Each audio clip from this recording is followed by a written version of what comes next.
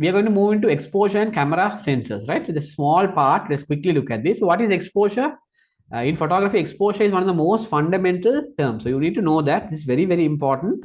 So what you do is when you press the shutter, it opens the camera's aperture, light enters in, as I told you, it triggers a response from the trigger. I showed you this diagram, right?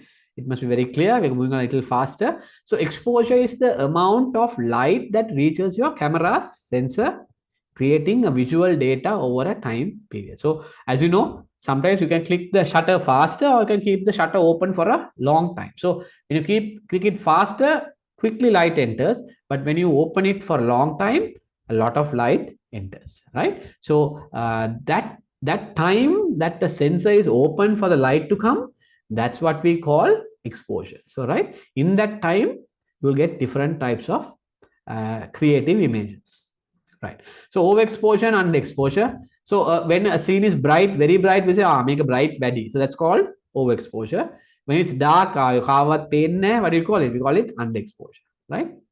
So in this scene, you can see right side is underexposed. You can't see a lot of detail in the rocks and all. Left side is underexposed. Right side is overexposed, too much bright. And the middle part is correctly exposed. We never call something perfectly exposed because there's nothing called perfect exposure, correct exposure. Because I can say this is nice, you can say something else is nice, right? That's exposure. So we can use compensation to correct the, you take a shot and see, all right, this is not right. You can use compensation. That will be in advanced section. We'll talk about it. So same scenario here, the family picture, underexposed, correctly exposed, and overexposed, right? So you need to know these terms, right? So exposure triangle, aperture, shutter speed, ISO, these three things exist, right? So we'll talk about this mainly in our main course only. So if you these three things determine our exposure. Anyways, now if I'm correctly exposed, right? You don't see me dark or bright. I have used settings, a right shutter speed, a right ISO, a right aperture for this given lighting scenario. But let's say I go outside into my garden, there will be a different exposure. I have to change the settings again in order to get this exposure, right exposure, right? So these three things, balancing of these things, we will get the right exposure. So you have shutter speed, aperture, and ISO, right? These are three key elements. So I'm going to just rush through these. I told you, like he said, a mirror, a shutter curtain opens to reveal the sensor and closes to take the picture. How fast the shutter, the length of time the light will be exposed onto the camera sensor. So shutter speed is measured in seconds, right? Because of time, I'm just going through this. So you have faster shutter speed and you have slower shutter speed. Faster shutter speed and slower shutter speed, right? Right? Okay. So I'm just going to go through this very fast. So you can see this image here, it's fast shutter speed. Can a human eye see water like this? Do you see water frozen like this? Ice cube, yes, but this is flowing water. Water, can you see flow? You can't see. So if you use a faster shutter speed, a very fast shutter speed, you can see this image, water to be frozen like this. We call it frozen in time, right? I'm going to go through this faster. I'm not going to explain this. This is a slow shutter speed example. You might see a waterfall, very smooth, very flowy, right? This is called a slower shutter speed exposure. So you keep the camera open for longer time. This is called 20 seconds to 2 minutes. I'm just put a number there. The shutter would have been open, right? This is a medium shutter speed where the carousel that's turning so that it gives this nice effect, right? It's moving along faster. I'm just going along with these slides, right? So shutter speed will affect your exposure, right? A faster shutter speed, less light will come in, it will be dark. But if you slow shutter speed, you will have more light coming in and it will have sensor will be exposed to more light and it will be a brighter image, right? Right, this is the shutter speed. I'm going to go through with this. So aperture, number 2 is aperture. So the inside your camera, like our eyes, iris, what happens to there's an iris opening, when you go to a brighter scene, this iris comes smaller. And when you go to a darker scene, the iris becomes bigger. In the same way, there's something called the aperture opening. So if you take it, it can open wider or smaller, right? So it's measured in stops and numbers, right? These are these numbers, if you can see. Your lens will have that information. It will say f2.8, f4, 5.6. So the bigger the number, Smaller the aperture, smaller the f number, bigger the aperture opening, right? I'm going to go through this, right? So bigger the aperture opening, it will let in more light. Smaller the aperture opening, it will let in less light. The scene will be dark, right? So what happens is aperture opening. If the aperture opening is big, you'll get very big background blur. You can see, we say no, we have nice background blur from that camera. And small aperture opening will give you less background blur. We call it the depth of field, right? It's depicted in this image. Bigger opening on the left side. Can you see this person, the subject? The house in the back is blurred more, right? But look at the right side. The aperture opening is small. No, that dot in the middle is smaller, and the house is more in focus. We are shooting the human, but the house is more in focus. So in bird photography, you can select, right? You can select an aperture that's good enough. If you select a really big opening, the background blur will be too much. Sometimes only the beak will be in focus. The rest of the body will not be in focus. So if you select a bigger aperture opening, bigger aperture number, the background blur will be very less, so it won't look like a professional photo because everything will be in focus. We don't want that. We want it to somewhat focus here and a good amount of background not focused. Right? So there are a lot of, see if you look at this monkey picture, right? A bigger aperture opening, the background is blurred a lot, but some parts of the monkey is also blurred. But a small aperture opening, everything is basically in focus, right? But it's not very appealing picture. It doesn't look very professional. Okay, right? So smaller opening, less light. I told you about this. Bigger opening, more light, right? Same here. You can see bigger opening, the top image, bigger opening, more light. The right corner, less light, so it becomes darker, right? Let's go. Okay, these pictures, right? So this is a diagram of how the opening is. So it's animated diagram. Can you see? Sorry. Right. So animated diagram there, opening and closing of the aperture, right? So this is aperture explained. Smaller opening, bigger aperture number, right? Bigger opening, smaller aperture number, right? You can just go through this quickly. The last part is ISO. ISO is how much sensitive your camera sensor is. So your mobile phone's camera sensor is small, so it's not very light sensitive. So that's why it gives grainy image. It's not dark. The images don't look that great. The color reproduction is bad. But in the larger sensors like the full frame, ISO capability is more. The sensitivity of the sensor is more. It's more light sensitive. So even in darker scenarios, I told you like Sony cameras, you get a very nice image and good color reproduction, right? So right, I'm just going through this. Low ISO value means less sensitive to light. Higher ISO means it's more sensitive to light.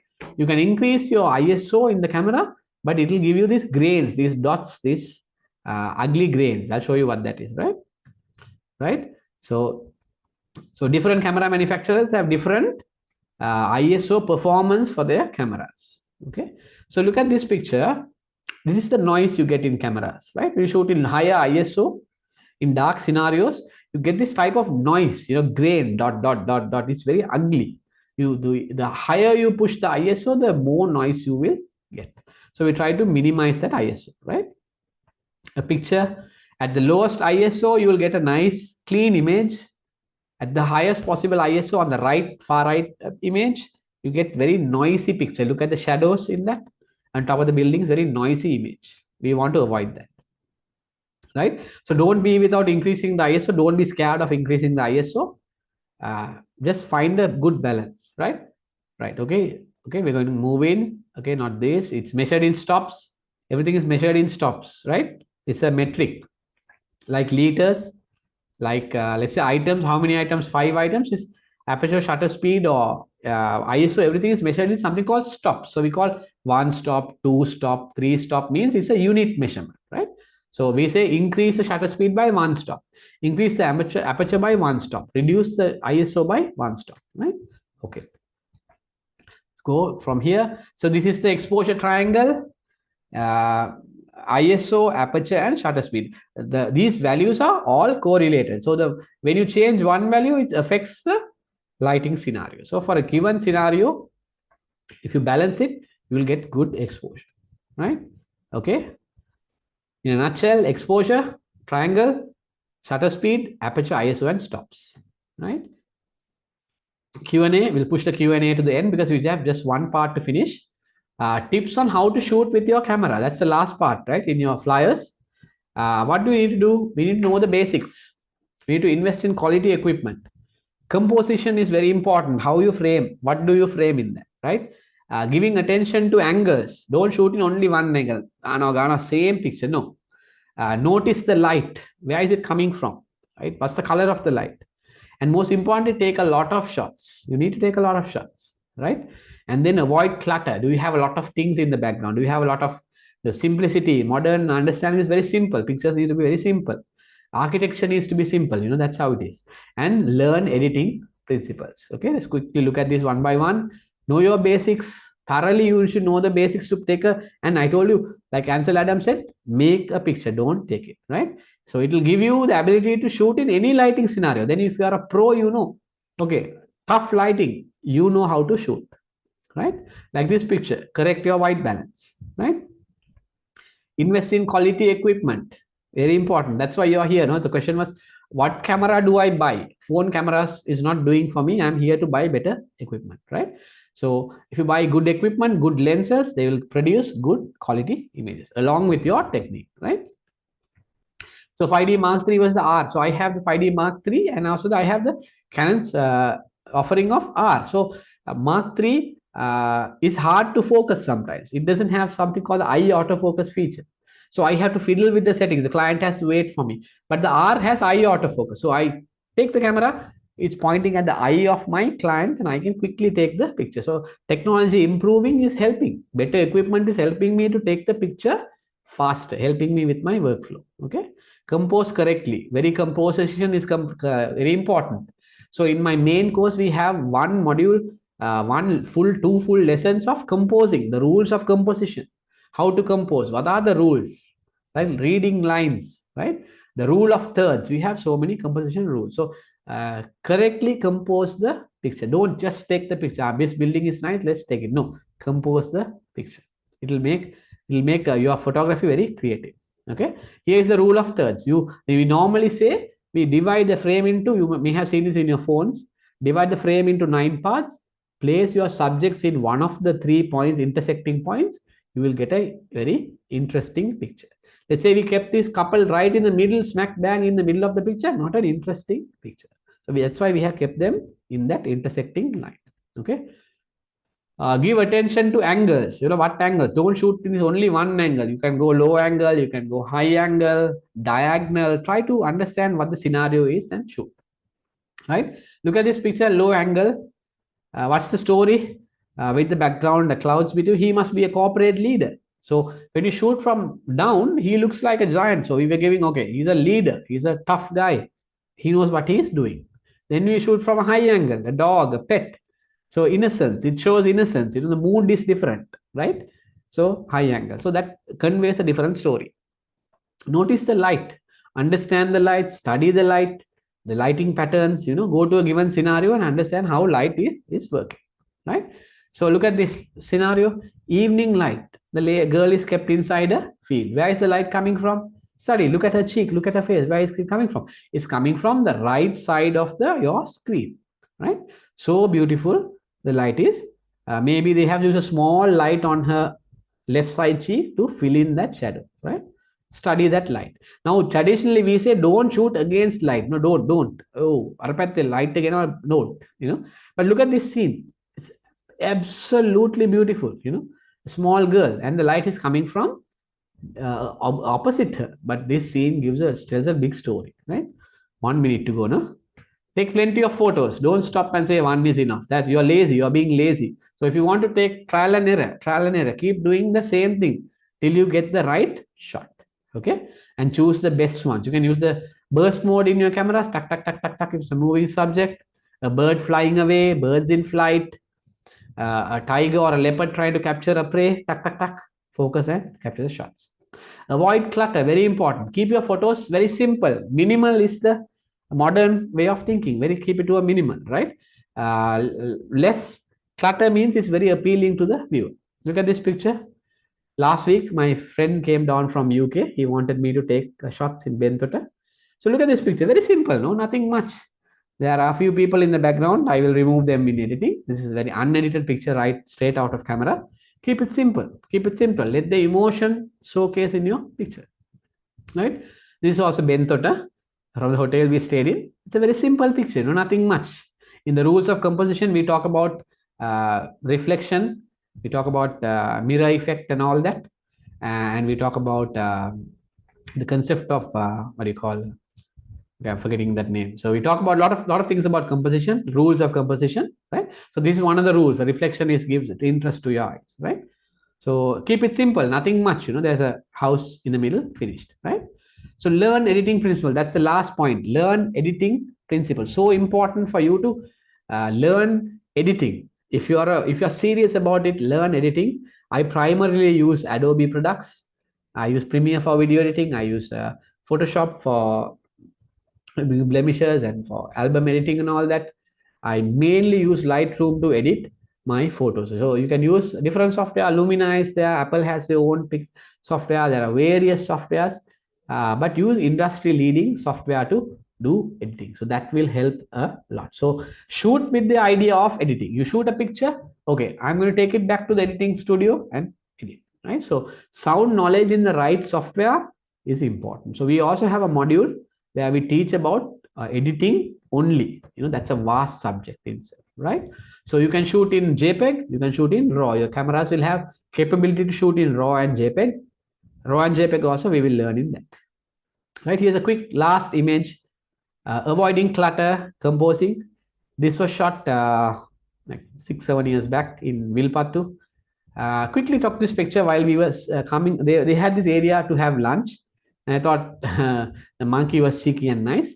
So this first picture is taken right out of camera. Okay, right out of camera, it looks nice. Side lighting, no harsh sunlight. He's in the shade. Beautifully look monkey. Beautifully smiling monkey. The lighting is good. But when I look at this, I thought I want to remove a little bit of clutter. What's the clutter here? You look behind that bench. There is a jungle fowl standing there. The jungle fowl is a nice animal. But now I want to showcase only the monkey. So I want to remove the jungle fowl, to remove the clutter.